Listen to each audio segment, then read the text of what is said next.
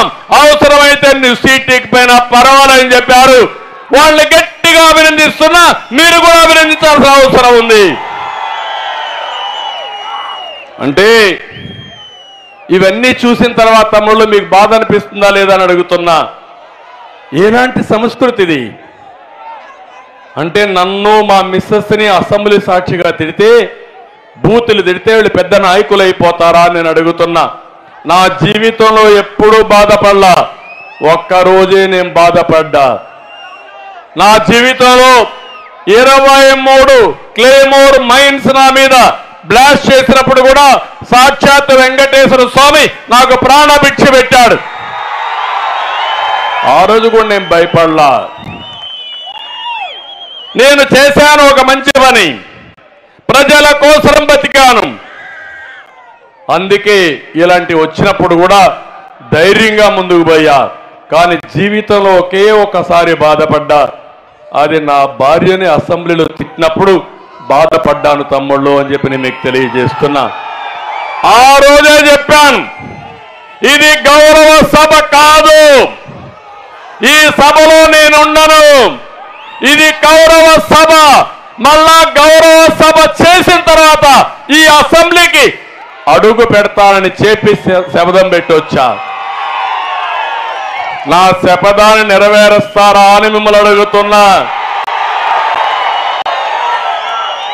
నేను రాజకీయం కోసం రాలేదు, అధికారం కోసం రాలేదు. ఒక మారుమూల గ్రామంలో ఉన్న నేను ఒక రైతు బిడ్డగా పుట్టి ఈరోజు ఐటీని ప్రమోట్ చేసే స్థాయికి వచ్చానంటే అది మీ అందరూ చూపించిన ఆదరణ, మీ అందరి సహకారం.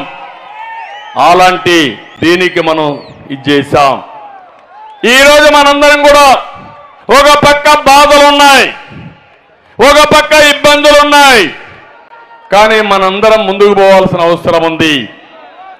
నేను ఒకటే మనసులో పెట్టుకున్నాను, నెంబర్ 1 మనందరం కూడా గుర్తుపెట్టుకోవాల్సింది, తెలుగు కమ్యూనిటీని ప్రపంచంలోనే నెంబర్ 1గా చేయాలన్నది నా కోరిక. ఇప్పటికే దేశంలో ఎక్కువ తలసరి ఆదాయం వచ్చే రాష్ట్రం ఏదంటే అది తెలంగాణ. దానికి నాంది పలికింది ఎవరంటే 25 సంవత్సరాల కంటే ముందు నేనే పలికా. ఆ ఎకో సిస్టమ్ పనిచేస్తా ఉంది. దానివల్ల రాష్ట్ర ప్రజానీకం బాగుపడుతున్నారు. ఇంకో పక్క నేను ఆ రోజు ఐటీకి ప్రాధాన్యత ఇచ్చాను. ఈరోజు ప్రపంచం అంతా వెళ్ళారు.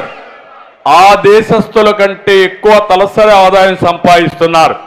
నేను ఒకటే ఆశిస్తున్నా, తొందరలోనే ప్రపంచంలోనే తెలుగు జాతి శక్తివంతమైన జాతిగా తయారవుతుంది. నాకు అనుమానం లేదు. సంపదలో కానీ, సేవాభావంలో కానీ, మంచి పనులు చేయడంలో కానీ తెలుగువారే ముందుంటారు. కానీ వచ్చింది 5 కోట్ల ప్రజానీకం ఆంధ్రప్రదేశ్ రాష్ట్రంలో. ఇబ్బందుల్లో ఉన్నారు, అవునా కాదా? ఇబ్బందుల్లో ఉన్నారు, చేతులపైకి ఎత్తండి. ఈ ఇబ్బందులు అధిగమించాలా లేదా? అధిగమించే శక్తి మనకుందా లేదా? అందుకే మొదటగా నేను మీ అందరి కోసం సూపర్ 6 కార్యక్రమానికి శ్రీకారం చుట్టాను.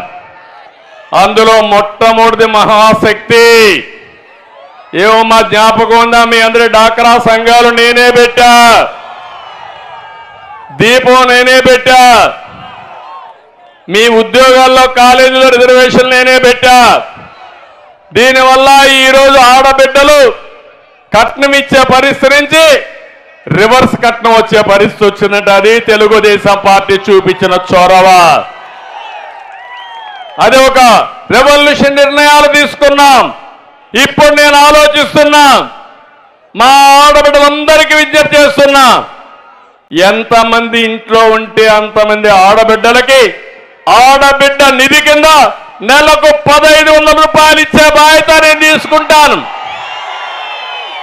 మీ అకౌంట్కి ఆటోమేటిక్గా డబ్బులు వస్తాయి. రెండోది, ఎంతమంది పిల్లలున్నా తల్లికి వందనం కింద